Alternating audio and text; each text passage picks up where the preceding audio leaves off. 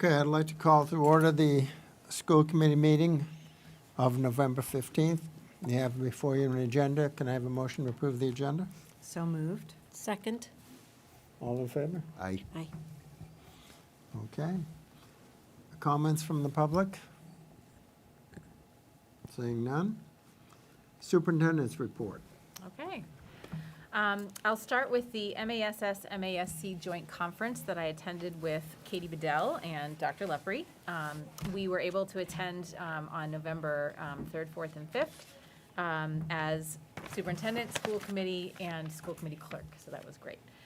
There were some excellent offerings for the sessions that came through. We had a session that I attended because it's quite pertinent to what's happening now on collective bargaining and negotiations, and that was very informative. The leader of the Boston Teachers Union was there and presented a lot of strategies around negotiations using using interest-based bargaining and things like that. So that was quite interesting.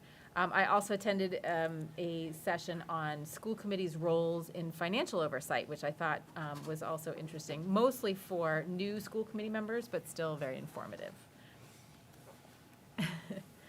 On Thursday of the conference, I attended a general session with Dr. Lepre on the student mental health crisis, where the presenters discussed the clinical and research findings on the impact of the pandemic on student mental health and the long-term effects over the next 5 years, as well as some strategies that school districts can put into place to support students who are struggling with mental health. I attended a session on early college, high school opportunities and strategies. That's something that I would really like to explore for Nantucket High School. And also a session on therapy pets in schools, which I thought was really interesting and something we could certainly look into. Friday started with a general session on equity and inclusion, particularly how to lead and implement equity work with intentionality. The speaker was Chief Equity Officer in Cambridge Public Schools, and he was a very powerful speaker and brought good messages to the group. Overall, I thought it was a really excellent conference. It was great to sit and do some of the work together with Dr. Lepre and Katie. I'm going to turn this over to Dr. Lepre to talk about the sessions that he attended, and then I'll share what Katie attended. Well, your school committee members went overseas to this meeting. I thought the initial conference that you mentioned about student mental health, the auditorium was a little bit too big to really follow it well. But it was what I could comprehend out of it was interesting. I then went to administering medication in schools, the legal and clinical considerations. This I found fascinating, just because I've signed a lot of things along the way, but see what I was signing up for and what the responsibilities of the school nurses were. And they seemed actually much broader than I really recognized. I mean, they can delegate certain things to certain people, but it was really interesting, and they were suggesting to get a nurse director, which I thought was an interesting idea, but probably not within the budget. But that was very informative. Another one I went to was proactive communication, and this Glenn Kuchar, who was the head of MASC, was one of the presenters, and his other presenter was a guy that had been public relations for the Boston school system. So if you can put a lipstick on that, he had a lot of interesting ideas about being proactive. And I'm not talking about waiting until we're above the fold and the inky, but producing and showing off the things that our schools were able to do. Again, this was very, very good. The final conference I went to, I had to leave a little bit early, was Surviving and Thriving in Challenging Times. And this had to do with the stresses that are on our school system in ways we can look at these dilemmas and try and figure out the best way to go. I really found, I'd recommend this next year to all the school committee members, because I found it very informative, and I'm not sure these were taped. They are not. The year before, it was a hybrid model, so they did have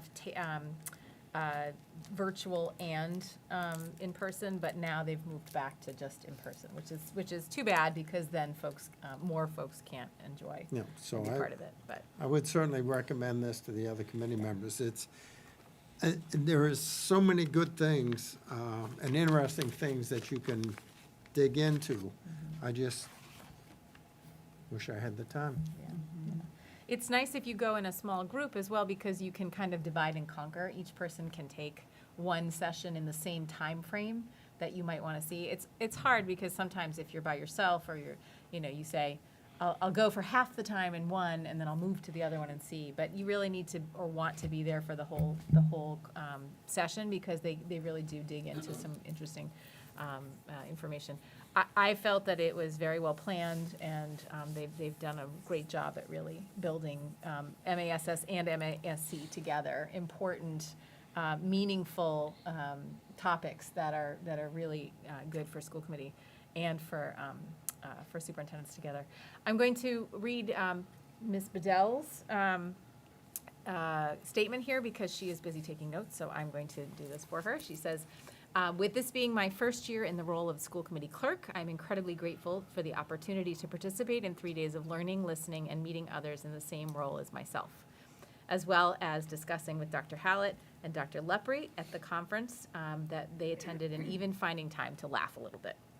The conferences that I attended were Basics of Policy, What's New in Teacher Union Contract Negotiations, Proactive Communication, Telling Your District's Story Effectively, and a full-day Friday conference with COSCAP, which is the Council of School Committee Administrative Personnel.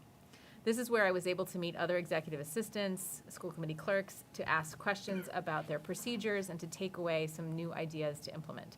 Thank you to the school committee and district for allowing me to attend. It was a fantastic experience, and I look forward to seeing what is on the agenda for next year. So. Any questions about what we're up to? I really would recommend it to anybody that can go, because it's like important, I think, to have more people there, so that we can get ideas from various school systems and the speakers. It was tremendous, I thought. There's one I forgot to mention that I attended, which I think is fascinating, around public comment. So at some point, I'll share a little bit about that. The thing that I brought away from that was, public comment is a wonderful tool for the community and for the school committee. It is not required. Public comment is not required at all. But it can also come at different times of a meeting. There can be limits put on, or it can be as open as you want. But there are certain things that were provided to us in that session around strategies to help school committees that may have an unruly person come to the mic, or someone who is, doing something like sharing something about their new business, which has nothing to do with school committee business. So those kinds of things were really helpful, especially for someone who has had experiences with public comment, but pretty quiet experiences. So I appreciate having had that chance to learn that. So, all right, should I continue? School calendar. Let's take another look. We noticed that in our last sharing of the school calendar, we were missing a day. So we were only having children go to school 179 school days. So we have made an adjustment. The revision that you will see in your, it's on this page of your agenda, or you can find it on your iPad. What we have done, and I spoke with the union president about this, is we have made an adjustment to the half day. Actually, I'm not sure if I may through the chair, I'd like to ask Katie, did we make that adjustment as a half day in this one, or not yet? The 22nd of December. No, I wasn't. We didn't do that. Okay, so So we're still, I guess we're still debating it, but the idea was, in order to make sure that our final day of school was before the Juneteenth holiday, we would create a half-day on December 22nd, because that would still allow people to get to leave the island earlier and catch whatever travel they needed to do to get to where they wanted to go for the holiday break, but still give a bit of time for them. But the reason why is, if we give a full vacation day on December 22nd, then that pushes our final school day to the day after Juneteenth, meaning students have to come back after a day of holiday, as do teachers. And according to the union president, she felt the best thing for us to do would be to put a half-day on the 22nd. I assume that, that's an option. Another option would be to do a half-day on November 22nd, which is the day before Thanksgiving. I have a feeling that there's more travel occurring over Thanksgiving, so that might be more difficult to do. And the other thing is to leave it as is and to just have everyone return to school the day after June 19th, in hopes that we'll get students to come back on the day after the holiday for a half day. All of this is, of course, barring that there are no snow days, because if snow days occur, then all of this is a moot point. But I did want to give an opportunity to the school committee to talk about what their thoughts were on this, and then we'll move it forward, as long as everyone agrees that a half-day on December 22nd is our best option. So, Esmeralda? I'm okay with it. you are? Okay. Yeah, I agree. I mean, it makes the most sense to do that. Pauline? Yeah, I mean, it makes for a very short holiday period. It's only 5 or 4 additional days, other than the Christmas and New Year. But yes, if the union who's spoken with our staff, or our principals have spoken with our staff, and that's a general consensus, and I'd go with that. Martin? I guess my question would be, which does the union prefer? That's a good question. They had their meeting tomorrow. So my hope is that they're going to share that information I with would them. I mean, they're the ones who need, it's their day, they take it, right? So whatever they want, that's what I would go with. Right. The thought from the union president was that Thanksgiving is a big travel time, so having the Wednesday before Thanksgiving is really important, whereas the 22nd of December, the Christmas holiday isn't until Monday. There's some time between Friday and Monday to get to where you need to go in order to celebrate with family. So that was her thought, was that if we had a half day, it's not so bad. Of course, like I said, this could be a moot point if we have any sort of snow day. It pushes us right to where we don't want to be, but it is what it is. So, Dr. Lepre, what are your thoughts? No, I think that makes Okay. sense. So we won't be voting on this until I hear back from the NTA. And, obviously administrators, if there's any issues, they'll pipe up and tell me, so.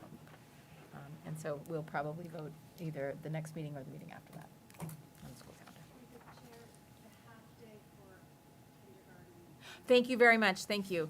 Yes, so we will be announcing or showing the time of early release. That's another piece on pre-K, the last day of pre-K and the last day of kindergarten. So on June 13th, in the description piece, we will add the times that those children will be dismissed. We have not done that in the past, but it is really important for parents to understand when their children will be done, so that they can take care of or figure out childcare. So we will put those times in. Most likely they are around 10:30, I believe, around that time. Thank you. Okay, great. Okay, thank you, Katie. Okay, moving on. Hold on one second. Let me get back to my notes. Forgive me. Travis. Actually, this is Travis. Yes, thank you. Some updates on fall sports.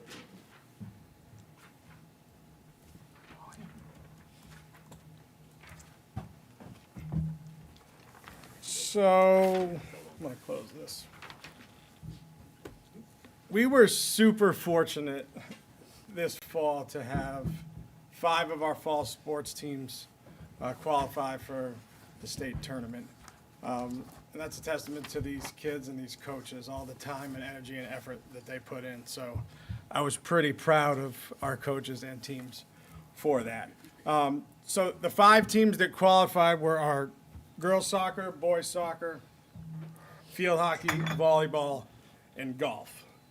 So I'm just going to give you a quick recap on each team, and then that'll be it. So our girls soccer team, they defeated Assabet Valley Tech in the preliminary round in overtime, 3-2. Then with that win, they advanced to play the number 2 seed, Northbridge High School, where they fell 7-1. Boys soccer, they lost to Cohasset, who we always end up playing for some reason. They lost 1-0 in the round of 32. Our golf team, we had 6 players participate, but they did not score low enough to advance to the second round, but they shot a score of 356, and I think they placed maybe 14th in that first round. Field hockey was definitely an interesting travel for myself and for a few people in here that made the trip. They traveled out to Franklin County Tech, which is out in Turner's Falls. I did get an email from Dr. Lepre on that one. 3.5 hours, it's kind of a haul. But the girls ended up losing 1-0 in overtime, which was really disappointing. But after some investigative AD work, I've always wanted to be a detective, you can ask my wife. It was determined that they were using an ineligible player. So on our ride home, my wife and I did some investigative work, and it came to the realization that they were using someone that started the season too late, so we ended up getting the win by forfeit. So the girls were bummed, but then we called, they were on the bus, I was talking to Dan Weber, I said, hey, here's the deal. He's like, we got the win? I'm like, yes. He's like, all right, girls, wake up, wake up. We had it on speakerphone, he told them, they were super excited. But with that win, they then go to the number 1 seed, Uxbridge High School, and lose 9-0. But it was a good experience for them. One of the true highlights of the fall playoff season was our girls volleyball team. They won 2 games, 2 home games. First, they beat Assabet Valley 3-1 in the round of 32. Then they beat Blackstone Valley Tech 3-1 in the round of 16. And then they lost to Linfield High School in the round of 8, 3-0. But before I forget, I just want to give a huge thank you to Mike Horton, Mandy Vassell, and Jen Saradellis. They helped man the children in those 2 home games, because the energy and the support from our kids and our community during those 2 games was second to none. I mean, it was standing room only in there, and those 3 were super helpful in that, so thank you guys. And lastly, this has nothing to do with fall, but winter is just around the corner. Monday, November 28th is the first day of winter sports, so we've got a couple weeks here to get ready for that. All coaching positions are in place except for one. The swimming coach interview committee is in its home stretch, and an announcement on that will be made very soon. That's all I got. Questions? Yeah, I have a question. I'll do that. Football. How are you aligned conference-wise? In the league that we played in, isn't there an A and a B division? Does it go by enrollment, or how's that go? So we can talk about this right now, or we can just do this one-on-one. It's kind of a, Okay, we do one-on-one. Okay. okay, no, it's fine. I mean, so normally it's been split up, but 3 teams left the league, so we went to 1 this year. Okay. We actually have a football meeting tomorrow morning talking about alignment. So after that meeting, I'll let you know how it goes. All right, thank you. Yep. The Patriots didn't have an open date? No, no. You got to come up with a new one. You tell me that every time. Thank you. Any other Thank you, questions? Travis. No No, questions. no, Thank no. you. Okay. Thank you. I have two more quick things on the superintendent's report. One is that we are very fortunate to have received a very large shipment of COVID tests that will be distributed this coming week in time for the holidays. So every student and staff member will receive 2 boxes of COVID tests. They're called iHealth tests. In each box contains 2 tests, so everyone will get 4 tests. And the idea is that they will take them before they come back to school after the Thanksgiving holiday and after the Christmas holiday. So nurses will be distributing these tests at each of their schools, in their classrooms and advisories or extended homerooms. So everyone is ready for the Thanksgiving break and the December break. So that's a nice thing. And this time they shipped them directly to Nantucket. We did not have to have someone put them on the boat and then go pick them up. So this was great. The other piece I'd like to share is I'm really excited that Nantucket Public Schools will be holding a fall gathering on November 17th for all staff members at the Sea Grill from 4:30 to 7:30 p.m. And this is just an opportunity for staff to get together across the district, come together and enjoy time outside of school. A huge heartfelt thank you goes out to Adrian Lombardi, the Harvey Foundation, and the Sea Grill for fully sponsoring and hosting this event. We are incredibly grateful to you. Yes, absolutely. We also want to thank Cranberry Alarm Clock, our musical entertainment for the evening. We are encouraging staff to donate to Nantucket Food, Fuel, and Rental Assistance to receive a raffle ticket for a really great prize. And I do hope this can become an annual event. So just wanted to share that with everyone. And that's it. Questions? No questions.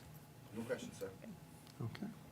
Moving on, presentations and discussions of issues of interest to the committee. Martin, the preliminary budget. Good evening. This is just a very preliminary number. Usually we do this around this time of the year when we start running forecasts for the upcoming 2024 budget in this year. So to move existing contracts plus some assumptions because we have ongoing negotiations, obviously it will cost this year $1.456 million. This is by far the largest roll forward or a status quo number that we've had in the history of this school. So it's challenging. We've grown as a district, obviously, and the challenges that we face are numerous, but we're hopeful that we'll get appropriation to cover these needs, plus some urgent other needs that we are in the process of prioritizing. We have reached to every school and department. We have everybody's forecast for next year or forecasted needs. I just want to do a caveat. As you can see on the presentation, the operating expenses are staying the same, but that's not necessarily the case because last year we had a $200,000 one-time expense increase request that went in operating. So keeping that number actually means that we are adding $200,000, and that's updates to utility costs, which, as you know, fuel has been going up in price steadily. I spoke with the finance director of the town, Brian Turbit, and we were given an assurance that electricity costs will not affect us as much because town enters into forward contracts with National Grid. So we probably will be okay there, but fuel specifically is concerned. So we have increased budgets appropriately to make sure we're covered for the upcoming year. So that's basically the assumptions we have here. And yeah, as you can see, payroll was 83% of last year's budget, 17% was operating expense. With the forecast for next year, we are at 84-16 split. Operating expense budget is getting squeezed. If I can use that word, it's just personnel expenses have always been a huge part of our budget. Questions? Esmeralda? No questions. Laura? No questions. No questions? I would ask Diane, what are we paying for oil, heating oil? Obviously, it fluctuates every day. We pay, I get an email every day from the price that it comes in per barrel to Boston, and then we pay a premium to whoever wins the bid. So right now, I think we're paying 0.0695 cents per gallon on top of what the Boston price is. So it fluctuates every day. I'm happy to share my spreadsheet. As you know, I'm kind of a geek about that. And I do share it with Martin all the time. We're paying right now about $2 more a gallon than last year. So, as I said yesterday at our leadership meeting, we use about 200,000 gallons, district-wide. That's a $400,000 increase if they stay at this level. I don't know, they go up and down. This morning it was something like 417, and then plus the premium. So that's how much, if we got fuel delivered today, that's how much we pay our fuel per gallon. So it goes every day, it's different, but, So we pray for a warm winter. we do. Yeah. And I'm happy to share this information No. with you. Okay. Thank you, Mark. Thank you.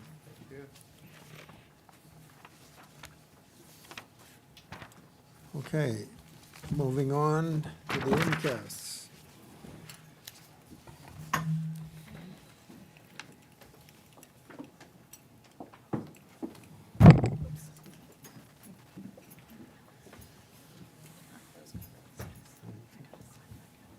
So, getting that out.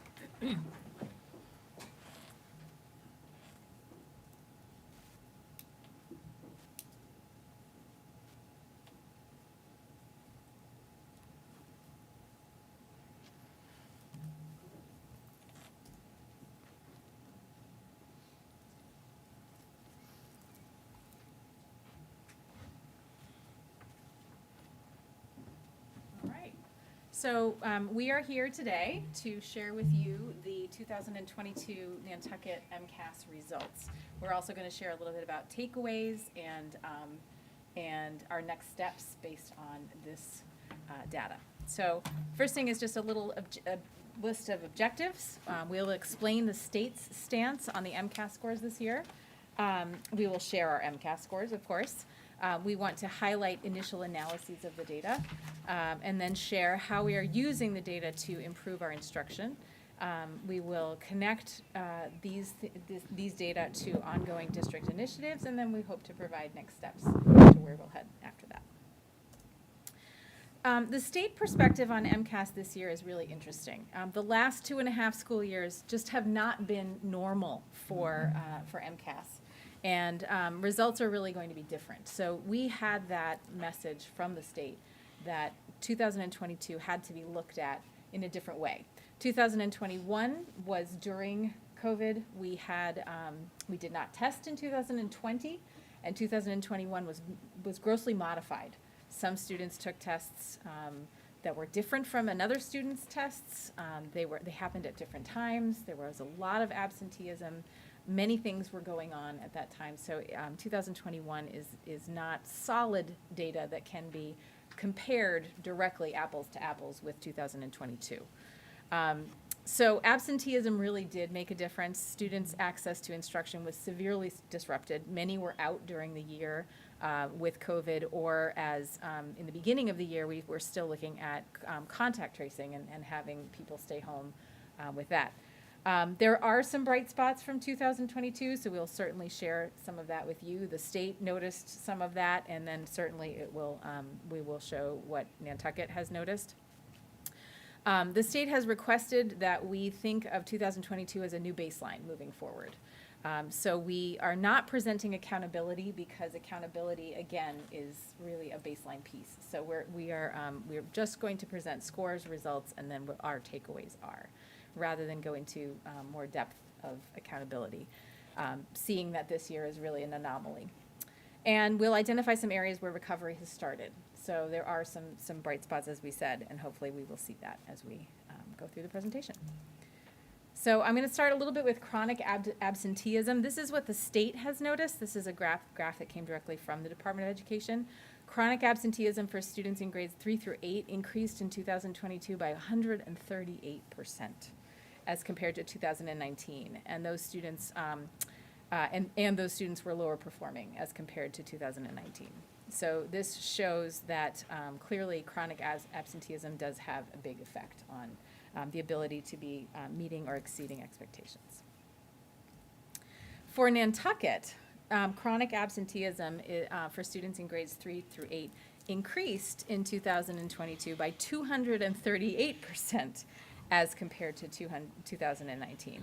Those students were higher performing than 2019, however, but they were much lower performing than non-chronically absent students. So that was a really interesting thing. We saw that chronically absent students actually did a little bit better in 2022 than they did in 2019 before the pandemic, but clearly a huge gap between those that are coming to school and are not chronically absent and those that are absent. So we hope that this year we will not see that massive wave of absenteeism, and that hopefully will really affect our scores going forward, that we will see more positive bright spots with fewer children absent. And I'm going to turn this over to Mandy Bardsley. Sorry, wrong Mandy. All right, so we're going to dive straight in and talk about math. I want to orient you to these slides, the graphs, because we're going to use the same format for all the subject areas. So on the left, you see grades 3 to 8, and on the right, you see grade 10. And then we have the data for 2019, 2021, and 2022. And in blue is Nantucket, and in red is the state. So for grades 3 to 8, you can see that we are lower than the state, and we decreased from 2019 to 2021.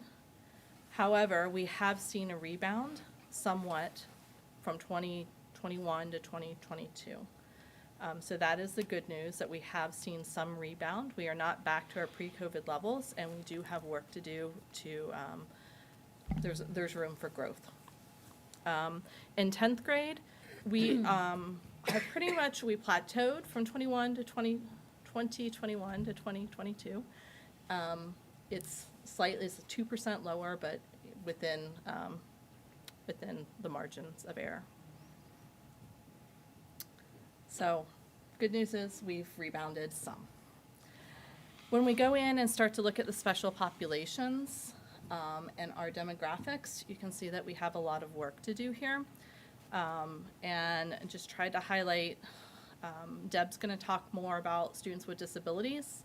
So to orient you again to this table, in parentheses, we've gone in and put the comparison population so that we have a means to kind of look at how our special populations are doing. So you can see students with populations, L's and former L's, low income and high needs, are all lower than the comparison populations. We also, in looking at the demographics for our African American and Black students, as well as our Hispanic and Latino, those are lower in comparison to our white students.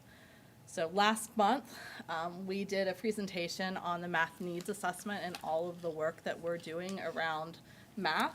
And we believe that the work that we're doing, it's not short-term, it's long-term, but we are very hopeful that we will see a jump in the data this year, and we will see continued growth over the next 3 to 5 years.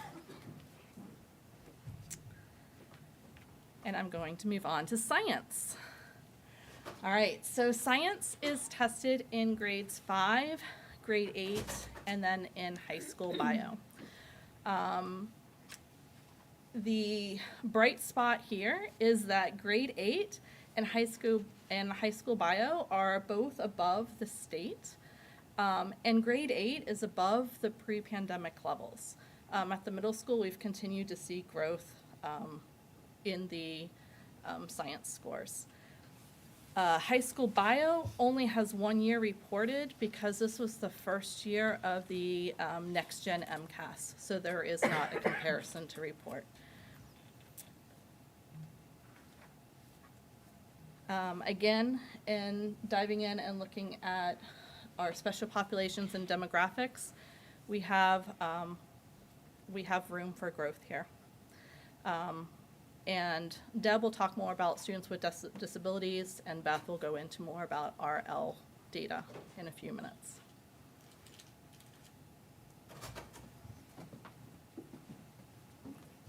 All right, in English language arts, using the same structure that we did for math and science, in grades 3 through 8, you can see in 2019, we were below the state all 3 of the years. In 2019, we were at 43% of students meeting or exceeding.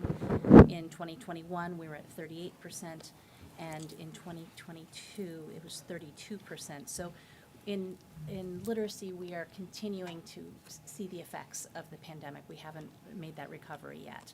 In grade 10, however, grade 10 ELA is above the state and above pre-pandemic levels. So we have really rebounded by grade 10. Older students we've seen across the state and the country were not as impacted by the pandemic, academically speaking anyway, as younger children were, because they really missed a lot of foundational literacy instruction.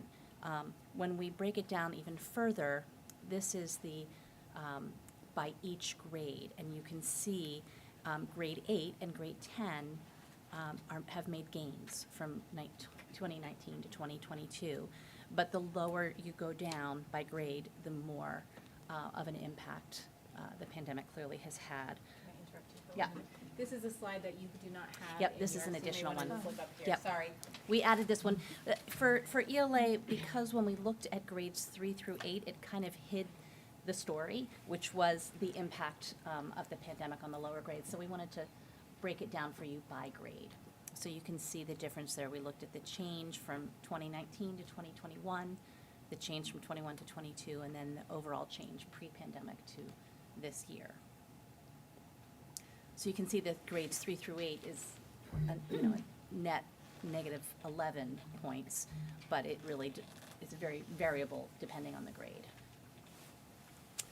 And then similar to math and science, in our subgroups, we're definitely seeing some need for growth, real disparities with students with disabilities and with our Ls and FELs and low income and high needs, and also demographically. One of the good signs is that all students of African American, Black, Hispanic, Latino, and white improved from grades 3 through 10. And our Latino scores in particular improved significantly from 3 to 5 to grade 10. So that is something to celebrate, but we still have some significant achievement gaps that need to be addressed. And next, we'll go to special services. I just want to add one thing very quickly. So when we're looking at the high school, there's a difference between those who are meeting and exceeding and those who have reached their competency determination. The competency determination also includes some students that are in the needs improvement category. So those who are receiving that, who are eligible for graduation, are more than what is reported here.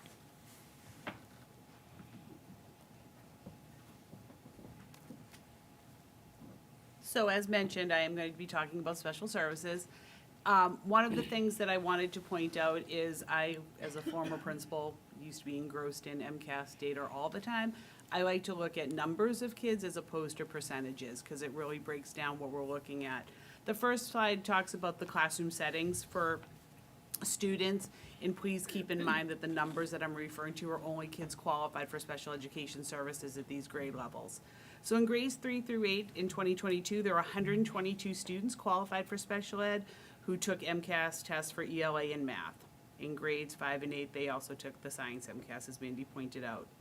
In grade 10, there were 24 students who took the ELA and math MCAS, and in grade 9, there were 23 students who took the biology MCAS. And broken down in terms of classroom settings, our full inclusion students from grades 3 to 8, that means they're in the general ed setting at least 80% of the time. Partial inclusion, they're in the gen ed setting from 40 to 80% of the time. And substantially separate, which is 12 kids in grades 3 to 8, That means all of their academic services are outside of the general education setting. They're in a self-contained classroom. In grade 9, we don't have any students in the sub-separate setting. They're either in full inclusion or in partial inclusion. I wanted to clarify the MCAS alternative portfolio because this does qualify for 7 of our students in the district.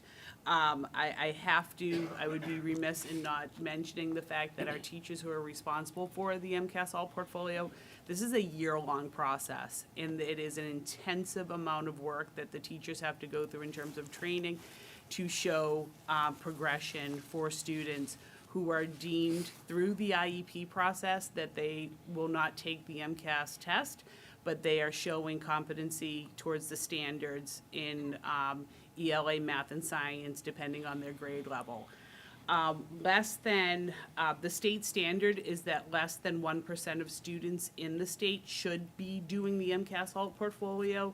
Nantucket currently comes in under the state average. We work very hard to make sure that as many students as are capable of doing so can take the test to be able to earn a diploma. If you maintain an MCAS alt portfolio through high school, the chances are you'll get a certificate of completion and not an actual diploma. But again, I would say right now of the 7 kids that took it last year, we are very much on track that some of those kids will go on a diploma track by high school. These are kids, if you'll notice, there were 3 in grade 3, 1 in grade 4, 2 in grade 7, and 1 in grade 10. But again, it's a very arduous process to do that, and all of our students who completed the art portfolio were deemed as progressing. And again, I cannot thank those teachers enough who do that work. I track it throughout the entire year, but they put in an incredible amount of time. Looking at students with disabilities for ELA in grades 3 through 8, again, you can read across the percentages, but I wanted to just point some information out about this. In 2019, since 2019, the number of students qualified for special education has increased by 24 students across grades 3 through 8. In terms of meeting expectations, we had 8 students. Partially meeting, we had 65 students, and not meeting, we had 65 students. In ELA for grade 10, while the number of special ed students who tested in grade 10 increased from 2019, there were actually 3 fewer students in special education from 2021. And then, of course, meeting expectations, there was 10 students, partially meeting 8, and not meeting 2. For grades 3 through 8 math, for the 139 students tested in 2022, the average scaled score of 474 was near the state average of 475. There was an increase in partially meeting expectations and a decrease in not meeting expectations. And the numbers for meeting expectations were 6 students, partially meeting 76, not meeting 57 students.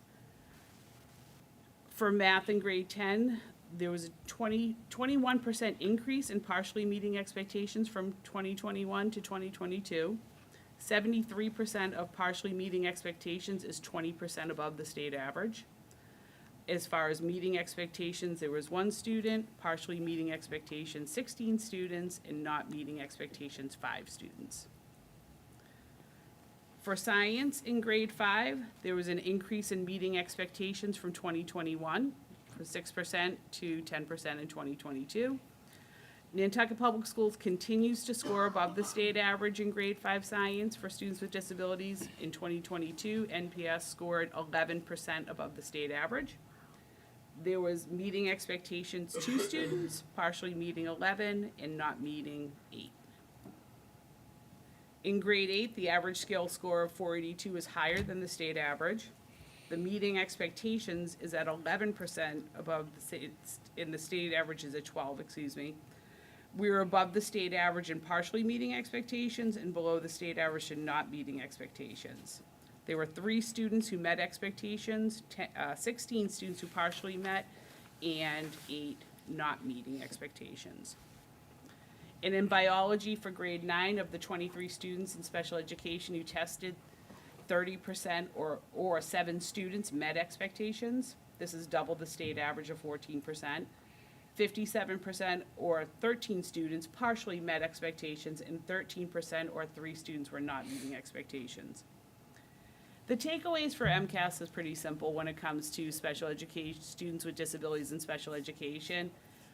We need to continue to increase our opportunities for students with disabilities in ELA and math inclusion settings. For the most part, our students are included in the social studies and science classes, but we need to do more, and that is a district focus that we've discussed as a leadership team for the past couple of years, and we are increasing those opportunities. Students with disabilities, by the time they get to high school, are passing the MCAS and are graduating with a diploma. And again, the objective for this is to show growth over cumulative time. And again, I will not dispute the fact that with the pandemic and with everything that went on, that our kids continue to be challenged. This was the instance for students with disabilities even before the pandemic. So the fact that we're still getting to the point of kids being able to achieve what the state standard is in graduation is an important fact. And there are many instances in which students with disabilities are exceeding the state average or have remained consistent over prior years. Yella? All right, with my hat on as the Yale director, I'll share with you some of the results for English learners. So first of all, I wanted to remind people that English learners that test in Nantucket are usually in the 3 lowest English proficiency levels of WIDA. And that's entering, which is level 1 or beginner level, emerging, which is level 2, low intermediate, and developing, which is level 3, intermediate. So considering that these are the students who are testing, it is just important to keep that in mind, that they do not yet have full proficiency in English and dealing with a test, in some cases, that is only English provided. ELA is not translated into another language. Math is translated into another language. And just recently have we been able to provide math in Spanish. We do not have it in other languages, but we do have it in Spanish. And so that does offer better accommodations for our Ls. Science is also still English. It is in Spanish now. Excellent, excellent. Only high school. So forgive me, high school. English learners who are new to the country do not have to take the ELA MCAS in their first year, but they do have to take math and science. Those scores are collected by the state, but with a label of ESL or EL students, so that we know that they were in their first year perhaps, but they did take the test, and eventually those scores will count, but at least they have that designation. So in looking at ELA for grades 3 through 8, unfortunately, the pandemic did a really, really tough job on our Ls. And so you can see, as you notice, in 2022, none of our Ls made exceeding or meeting expectations. 32% were partially meeting expectations, and 68% were not meeting expectations. So this is an area that we are certainly aware we really need to work on. It is certainly, it was difficult in 2021 as well, but not as much as 2022. So just something to consider as we go forward. For math, you'll notice a lot of empty spaces, and the reason why is that test scores are not part of this data collection if there are fewer than 10 students. So the last time we had more than 10 students was in 2021, so that is all we can see. We cannot see 2019 or 2022 in grade 10 for math, unless we go individually by the students, which we can certainly do, and that helps us to understand how well they did.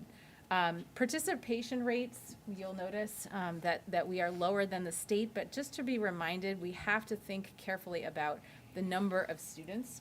And in this case, 5 students tested, 82% participation rate means that 6 students should have tested, so 1 did not. And that changes that percentage rate for participation. For math in grades 3 through 8, same situation, we are struggling with meeting and exceeding expectations. Partially meeting expectations, however, is higher than the state, which is a good sign. And not meeting expectations is still a little bit higher than the state. But at least we know that we're in typical growth for that. And we do have 100% participation rate. They are coming and they are testing, which is important. So moving on to grade 10, again, same situation. We did not have enough students to be able to calculate for 2019 or for 2022, but you will see that there was 100% participation rate of our Ls of those 7 students, so we appreciate that. For science, same situation. I'm sorry to be leaving you empty graphs, but this is what the state provides to us. We do certainly see that there is room for growth in science from 2021. We don't know if we go individually to look at specific student scores, we would be able to see that, but we did not do that in time for this presentation. Same thing for grade 8. We for 2022, we went down below 10 students, so we can't really compare. But you will see that we definitely need to springboard back up. The hope is that as we are moving forward with our general population, that the Ls will also come with them. And science, unfortunately, we again don't have the numbers to be able to share any data with you. I do know that 6 newcomers passed the science. That's fantastic. So 6 out of 8, that's pretty incredible. So I wish that if I had had that information, I would have shared it, but thank you. Much appreciated. So some takeaways. As a district, English learners really have struggled to meet or exceed expectations on MCAS for all grade levels and all subjects, especially in 2022. Ls on Nantucket have a participation rate for testing that usually is at the same level or higher than the state, so at least we know that they are coming and they are testing. But we've got to find better ways to support our Ls as they prepare for and take MCAS exams. So some things we can do to assist, not only build strong instructional practice in all areas, not just in EL classes, but also in math and science classes, but also offer bilingual support in LN Foundations and Fundamentals math and science classes. Having that support is really key to their success. And MCAS tutoring opportunities for exposure to the MCAS test questions, giving them stamina, understanding how long the test is going to take, et cetera. All of those things are helpful in being successful in passing the MCAS. So I'm going to turn this back over to our curriculum director to finish.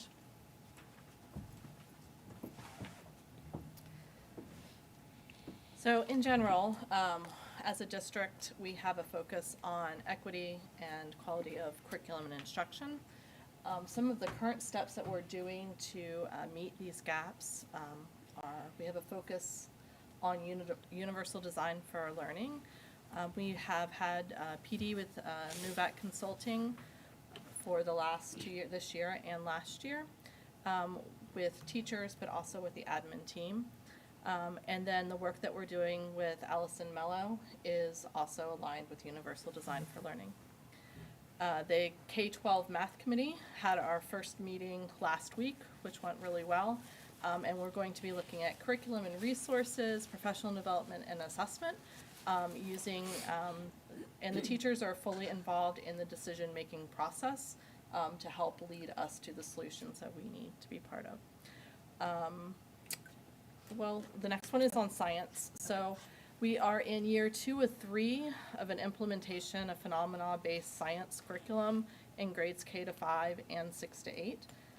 So we believe that that will also help support our students. When you provide the resources that we talked about with math in terms of manipulatives and tools and the phenomena in science, it provides an entry point for the students to learn the language at the same time they're learning the concept. And that's the thing that we really need to be focusing on, and the discourse in the classroom, so that they have the ability to share their ideas and their thinking and learn from each other. We are in our second year of having an SEI, Sheltered English Immersion Instruction coach at CPS and NHS, and she has been working with teachers to help provide the supports that our English learners need to access the curriculum in those classes. We also have math and literacy specialists at NES and at NIS this year, and they are working to pull students out of the classroom to provide intensive remediation, as well as pushing into the classroom to provide supports in that Tier 1 environment.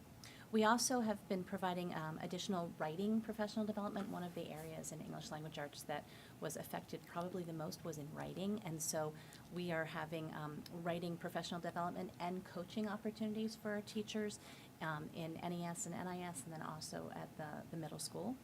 And we've looked at additional literacy professional development and additional literacy instructional practices at NES and NIS.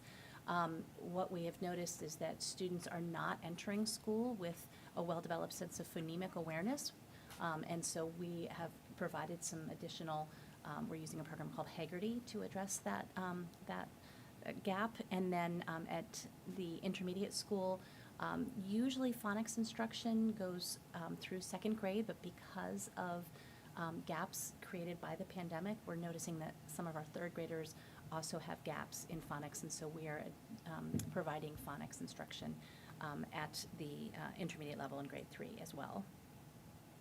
And then next steps, do you want to address next steps? I'd be happy to. So we have been talking as a leadership team around what our next steps are going to be. We spent some time a week ago really digging into our own data and determining what that told us about our needs. We're in budget season, so we're thinking carefully, especially knowing that we might have tight times ahead. But the things that really came to us is, and this is more long-term, this isn't necessarily immediate just for next year, but we're looking at some pieces that could really extend over the course of time.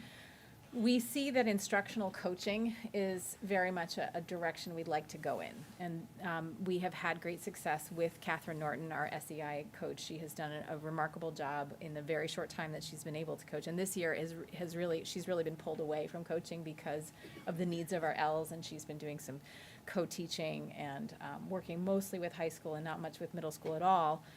So we are seeing more of a need to provide opportunities for teachers in mainstream classrooms and also our L teachers or special education teachers to receive some very specific and targeted coaching around working with Ls, because it is different. Everyone took the SEI endorsement. That was a requirement from the Department of Justice years back.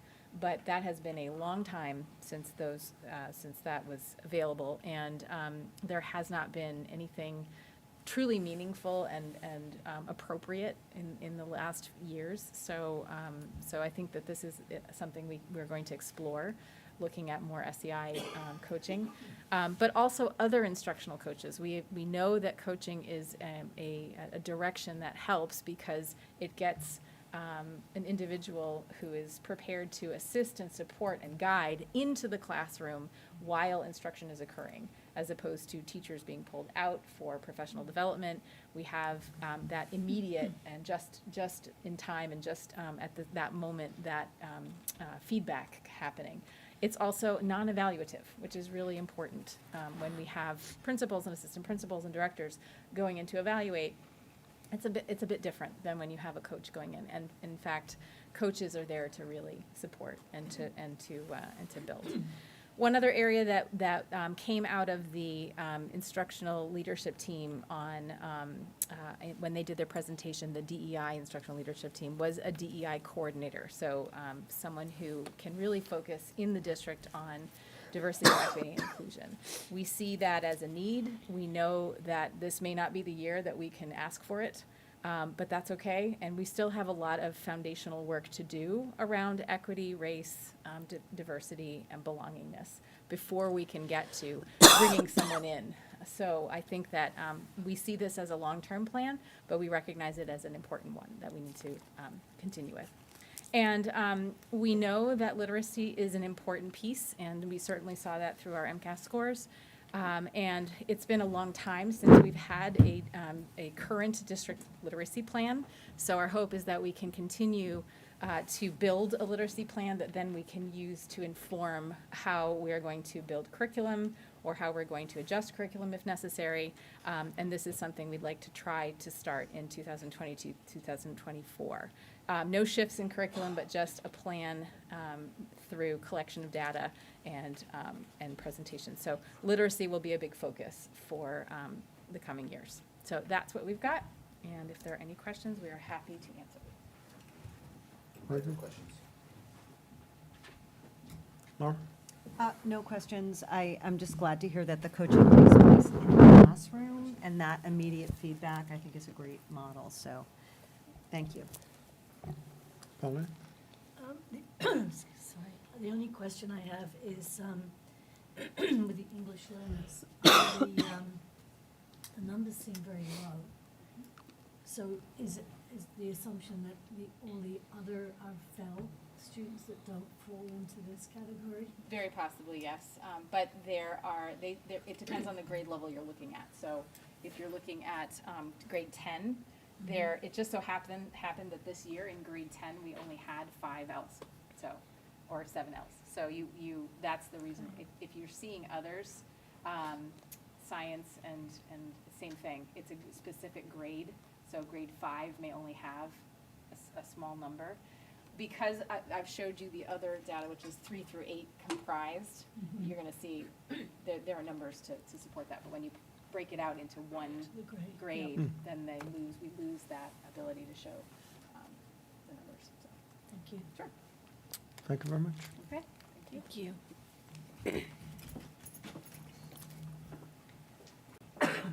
Moving on to committee discussions and votes to be taken. The November 1st, 2022 meeting minutes, can I have a motion to approve? So moved. I wasn't here, so I can't vote on it. I wasn't here either. Second. All in favor? Aye. Vote to approve the donation to CPS, WCPS News Network from Island Ventures, Inc., in the amount of $200. So moved. Second. All in favor? Aye. Aye. A vote to approve the donation to CPS, WCPS News Network from Blue Beetle in the amount of $200. So moved. Second.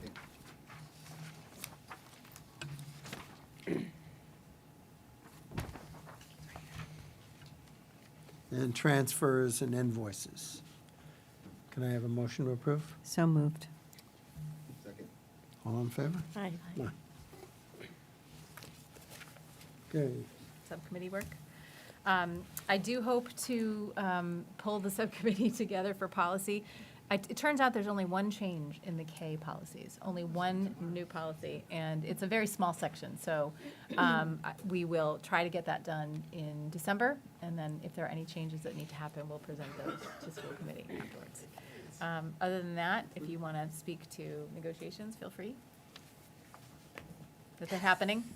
They're happening. And we're meeting tomorrow for preliminary with our team. Student Council Representative Natalie Mack mentioned to me that she is in the final rehearsals for the play, which will be this weekend. Curious, I have to get the title right. Incident of the Curiousness Dog of in the the Dog Night. in the Night. So I have her notes here. If you just give me 1 second to reconnect, I will share them. So she says that winter sports will begin after the Thanksgiving break. Students will begin student-led conferences, which will be on January 25th.